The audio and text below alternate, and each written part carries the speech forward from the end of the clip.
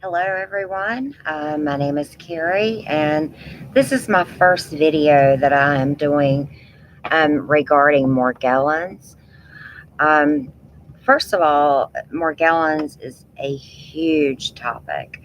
There's no way to cover even a small part of it in one video.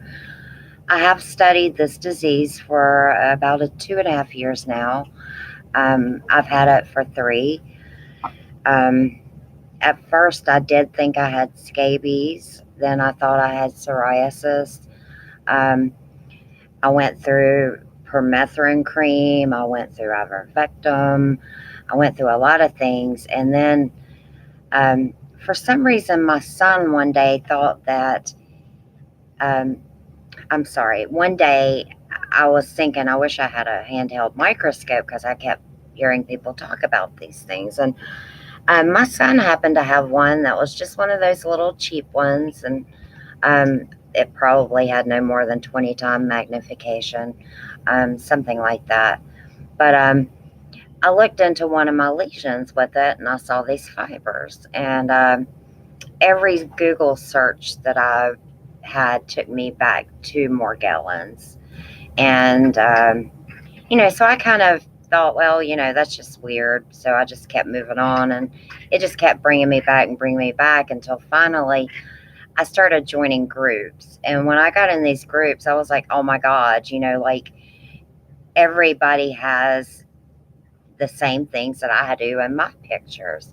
I have, the fibers, I have these pod looking things. I've got these little worm looking things. I've got the black speck syndrome. Um, just about everything I've seen that people have with this, it was what I was seeing.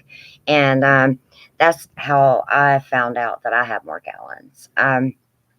But the first thing that I really kind of would like to cover is something that's kind of controversial, but at the same time, it has helped me tremendously. I mean, tremendously. You wouldn't believe. Um, Peroxide. And I do have to tell you that I have no medical training. This is something that I do against my doctor's advice. Um, and the reason I do is because I feel like the benefits outweigh the risk. And I think that a lot of things that we use to treat ourselves for this, um, we have to kind of pick and choose the benefits over the risk. And, looking at my risk being, maybe some slight tissue damage or um, maybe more scarring or something like that, I felt was worth clearing some of the lesions that I have. Um, I'm getting ready to show you one of my arms, but I will tell you this. My arm is 75% clear.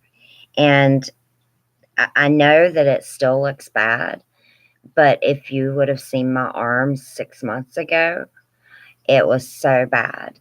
But this is what I have. Um, I've got these lesions left. I've got um, I've got a couple bad ones. I've got one right here that's pretty bad still. Um, I've got one right here that's pretty bad. I've got one up higher on my arm that's pretty bad. But I want you to look closely. I've got these dots all in here.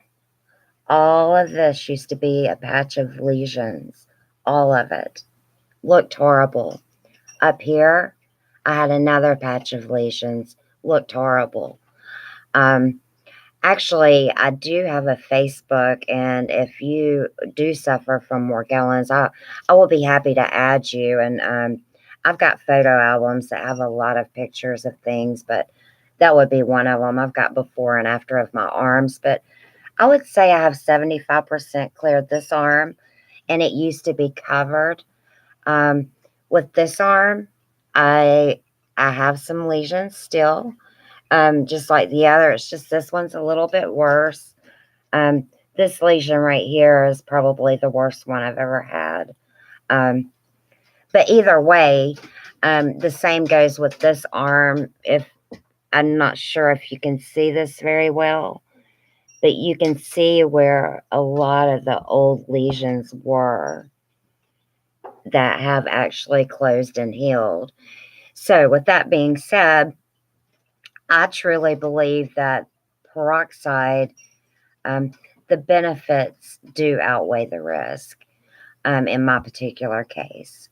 Um, I do suggest it to people from time to time, and I do let them know, do not use this unless you look up the risk, because I'm using it against my doctor's advice. Um, and like I said, in my opinion, the benefits far outweigh the risk. Um, Now, also something that I think is very important, and everybody talks about the protocol. Um, Everything's going to be different for everybody because our bodies are different and our cases are different. So, but one thing that I think is very important are the soaks. Um, it seems to be borax is a staple for that. And it seems to be across the board with most Morgellons sufferers who do the soaks. Borax is a staple for that soak. Um, Also, there are other great things to add. Like, for instance, I add Epsom salts. I've added half a bottle of peroxide, 3%. Um, I've added baking soda. Um, and tea tree oil. I mean, there's all kind of nice things that you can add to a bath that will try to pull some of those things out. Um, and I have actually had a lot of success after my bath. And I do believe that this is why, but I really can't prove it.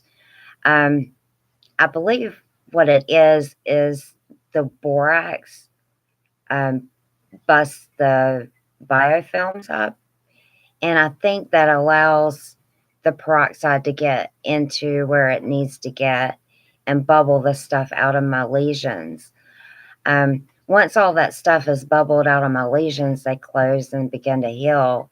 And I'd say for a typical lesion, and I know it may not sound good, but it it's pretty quick in my opinion. About 6 months for a bad lesion, I can heal with peroxide just by bubbling this stuff out every day. I know those of you with facial lesions, which I've got one, and this is the only one I've got on my face, thank God. But as soon as it started, I started using peroxide, and if if you catch it as soon as it starts and start putting that peroxide on, it will start bubbling out what's in there, and then it'll allow it to close and heal. But this is my first video on this, so I'm really not going into a lot of detail about much, but I just wanted to touch base on a couple things. First of all, the number one thing that I feel like has helped clear my lesions, and that would be peroxide. Also, the importance of doing a detox bath. I think basically the four staple ingredients on a soak, as far as I've seen and heard, would be borax, baking soda, hydrogen peroxide 3%, and oh gosh, what am I missing? Baking soda, peroxide, borax, Epsom salts. That's four. Those are the four staple ingredients that, in my opinion, you should put in a soak. You don't have to have all those ingredients. If you only have maybe peroxide and borax, that's good. I think it's important to have borax. Like I said, I think that's a main staple ingredient. But if you want to add some tea tree oil and borax, or borax and Epsom salt, or a combination of all of that stuff, or if you want to Google different essential oils that help um, detox your skin or help with parasites, add some of that in there too. Um, But most importantly, you're soaking every day and getting this stuff off your body and out of your skin the best you can. Um, and every day you do that counts, trust me. Um, and as far as the peroxide goes, if you choose to do that, um, what I do is I'll put some on a lesion, and actually, while I'm live, I can show you um, this lesion right here. Okay, this is 3% peroxide. I'm going to put this on this lesion, and hold on, I'm going to see if I can allow you to see this. But as I rub the lesion, white stuff will begin to come out. It might be too bright for you to see that, but it's kind of white and milky.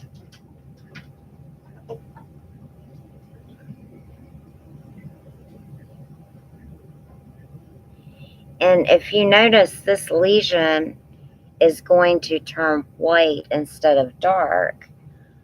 Not sure exactly how that happens, but either way, um, if I look at it under a handheld microscope right now, what that's going to look like is just a bunch of bubbling going on.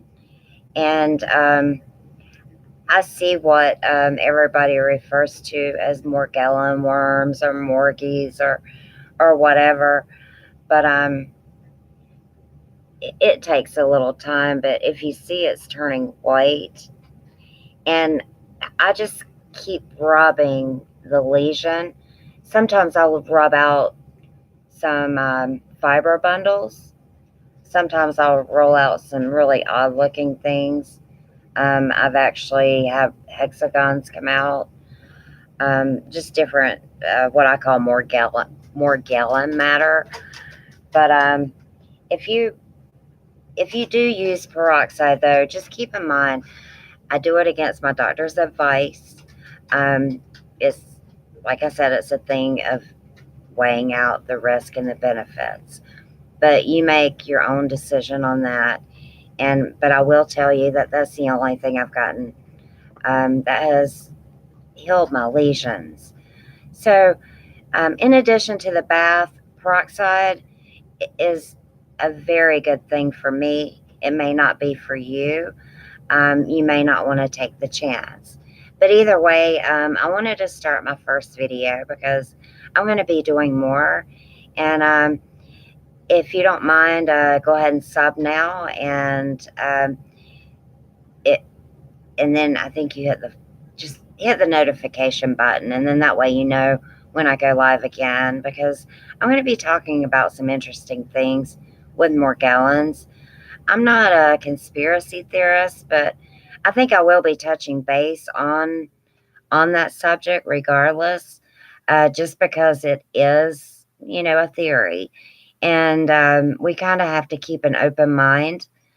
And that's kind of what I'm going to do with these videos is just keep an open mind, think outside of the box, and just keep trying, until we figure something out.